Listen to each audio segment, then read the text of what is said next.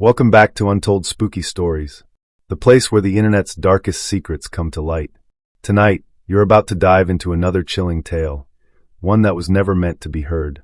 So turn off the lights, put on your headphones, and prepare yourself. Because once you start listening, there's no turning back. This is another terrifying journey into the unknown, and it begins now. I never liked Easter much. While other kids were excited about candy and egg hunts, I always found the whole bunny thing unsettling. There was something off about it. The forced cheerfulness, the plastic smiles on the decorations, the way the Easter bunny was always depicted as a person-sized rabbit in a suit. Uncanny, really. But I went along with it every year, especially for my little sister, Annie. This year was supposed to be different. Annie was 9 now, old enough to start noticing the cracks in the stories. I figured it'd be my last chance to keep the magic alive for her. Mom had signed us up for a local Easter egg hunt at a farm just outside town. It was one of those Instagram-friendly places with flower arches and pastel decorations. It all felt fake to me, but Annie was ecstatic.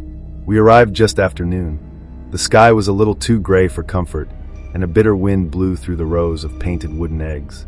The staff, all dressed in those creepy rabbit suits, were scattered around the field. One of them waved us toward the barn where the event was kicking off. Inside, the barn was dim and smelled like hay and old wood.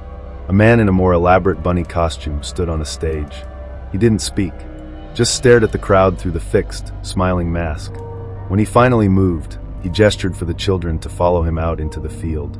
Something about the way he moved wasn't right. Too smooth, too deliberate, like he'd been doing it for centuries. Annie ran ahead with the other kids, basket swinging. I followed, keeping my distance so she'd feel independent but close enough to watch her. The egg hunt started and the kids scattered. The adults stayed behind, chatting and sipping coffee from paper cups. Then the fog rolled in. It came from nowhere, thick, white, and fast. In seconds, I couldn't see more than a few feet in front of me. I called Annie's name, heart pounding. No answer. I pushed forward, stumbling over the uneven ground. I kept yelling, but the fog swallowed my voice. And then I saw it, a flash of white fur disappearing behind a tree. I chased it. Behind the tree, I found an old stone well I hadn't noticed before, and a single painted egg sitting on the rim. It was cracked, leaking something dark. Something that wasn't chocolate. I reached for it, but the moment I touched the egg, everything changed. The fog cleared instantly, but I wasn't on the farm anymore. The trees were twisted, leafless, the sky a pale green, and the air smelled of rot and iron. I turned, and the well was gone. In its place stood a figure in a torn rabbit suit, only now the mask was gone, revealing a face stitched together from patches of human skin. It tilted its head at me, then reached out with long, gnarled fingers. I ran. I don't remember how long I ran, but I eventually found Annie sitting beneath a dead tree, clutching her basket. She looked up at me, eyes wide. "I followed the bunny," she whispered. "But it wasn't a costume." I took her hand, and we tried to find our way back. But the landscape kept changing, paths twisting, trees moving when we weren't looking. At one point, we found another child, or something that looked like a child. Its face was painted like a porcelain doll, its mouth sewn shut. It tried to follow us, dragging a stuffed rabbit behind it. We hid in a hollow tree. That's when Annie showed me what was in her basket. Not candy, not eggs, teeth, human teeth, still wet. I don't remember screaming, but my throat was raw. Eventually we came to the barn again, or what was left of it. Now it was a ruin, blackened and overgrown. Inside, the figure waited, holding a giant cracked egg in its arms like a cradle. Something was moving inside it, scratching to get out. The rabbit man approached us slowly, humming an old lullaby. Annie clung to me, but I couldn't move. My feet were frozen to the ground. Then the egg hatched. I can't describe what came out. My mind won't let me. All I know is that Annie screamed, and then everything went black. I woke up in a hospital bed. They said I was found wandering near the highway, barefoot, rambling about rabbits. Annie was never found. They said I must have hallucinated the whole thing. Trauma, dehydration, exposure. But every Easter since, I get a package. No return address. No note. Just a single painted egg. Cracked. Leaking. And inside a small, perfect baby tooth. Annie's tooth.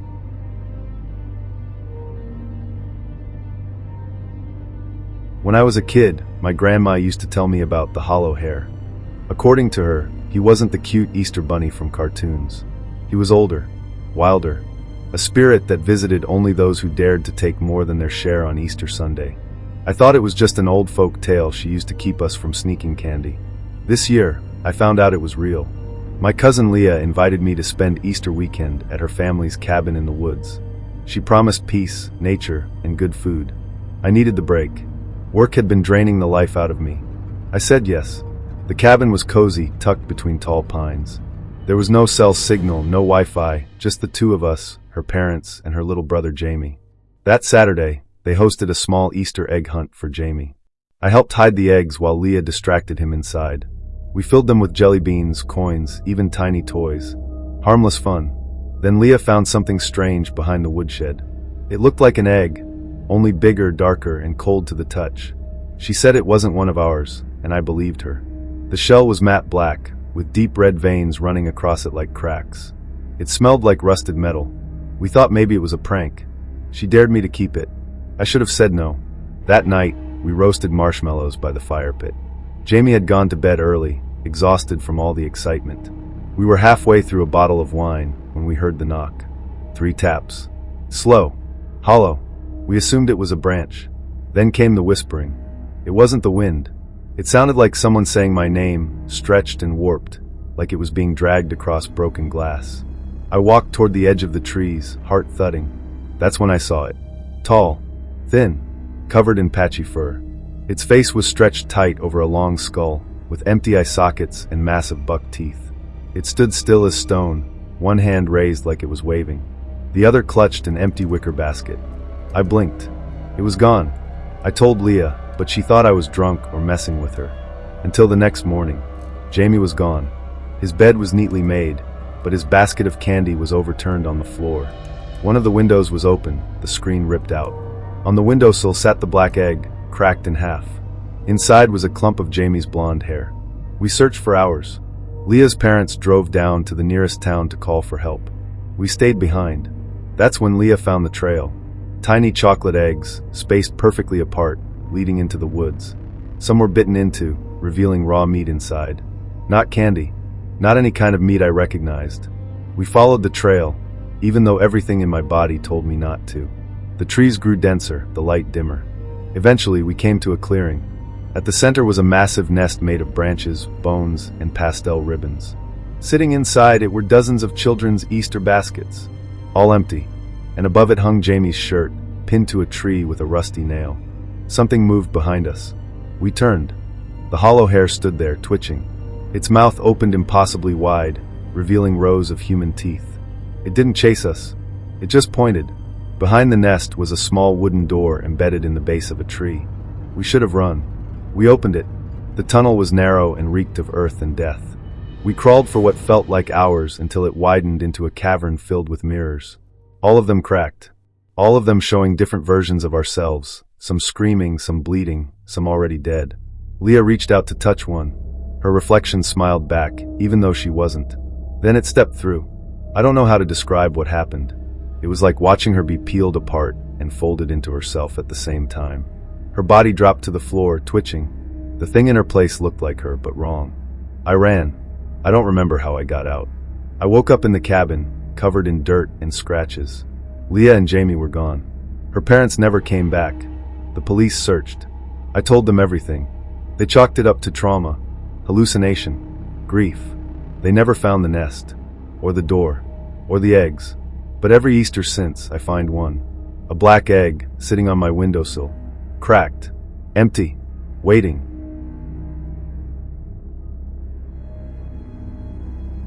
I always thought Easter was harmless. Pastel colors, chocolate, cute bunnies. Nothing threatening. Nothing real. That changed last year. I was living alone in a small apartment in a crumbling old building downtown. My parents had moved across the country, and I didn't have much family left around. I wasn't planning to celebrate Easter, but the landlord left a basket outside each door. Cheap plastic grass, candy, a note that just said, "Happy Easter from the management." Mine had something extra, an old Polaroid photo. It was faded, but you could still make out what was in it. 3 children standing in a forest clearing, holding Easter baskets. None of them were smiling. Behind them, a tall figure in a rabbit costume loomed, long ears, stained fur, and no visible face behind the mask. There was no return address, no explanation. At first, I assumed it was a weird prank. Maybe some tenant with a dark sense of humor. I threw the photo away. That night, I woke up to the sound of hopping. Not footsteps. Hopping. From one end of my apartment to the other. Slow. Deliberate. I checked every room. Nothing. I didn't sleep. The next morning, the photo was back, sitting on my kitchen counter. This time, someone had drawn an X in red ink over the face of one of the children. I checked my locks. All of them were still bolted. I lived on the 3rd floor, no fire escape, no way in through the windows. But something had been there. I could feel it. I went down to talk to the landlord, but he wasn't home. His apartment was locked. No answer. The other tenants said he hadn't been seen in days. That night, I heard the hopping again, and whispering. I pressed my ear to the wall. I could hear a voice, raspy, repetitive, saying the same thing over and over. 1 for the basket, 2 for the hole, 3 little eggs and no way home. I started keeping a knife under my pillow. The next day, another Polaroid. Now only 1 child remained unmarked. I didn't go to work. I didn't leave my apartment. I just watched the door.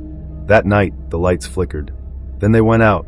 In the darkness, I saw eyes. Not glowing, just reflecting. Like an animal's. Low to the floor, then rising, too tall to be human. I heard the sound of teeth grinding. I ran into the bathroom and locked the door. Something followed. It scratched slowly along the wood, humming what sounded like a lullaby through its teeth. I sat on the floor and covered my ears. When I opened my eyes, there was an egg on the sink. A real egg. Brown. Still warm. I threw it in the trash and packed a bag. I didn't care where I went. I just needed to get out. But when I opened the door, the hallway was gone. In its place was a forest. Not like the one outside town. This one was wrong. The trees looked carved, hollowed. There were eggs hanging from the branches, tied with hair instead of ribbon. The sky was the color of bone. And he was waiting. The rabbit. Except it wasn't a man in a suit. Its limbs were too long, its movements too smooth. The mask was fused to its head, eyes sunken and weeping. It held a basket filled with Polaroids. My Polaroids. It reached for me. I turned and ran. The forest didn't end. No matter how far I went, it just twisted deeper. I saw the same tree again and again, marked with a bloody handprint and a child's shoe nailed to the trunk. Eventually, I collapsed. I don't know how long I was out. When I woke up, I was back in my apartment. Everything was normal. Except I wasn't alone. On the couch sat a basket. Inside it, a single hard-boiled egg, cracked, and one last Polaroid. This time, the child with the red X was me.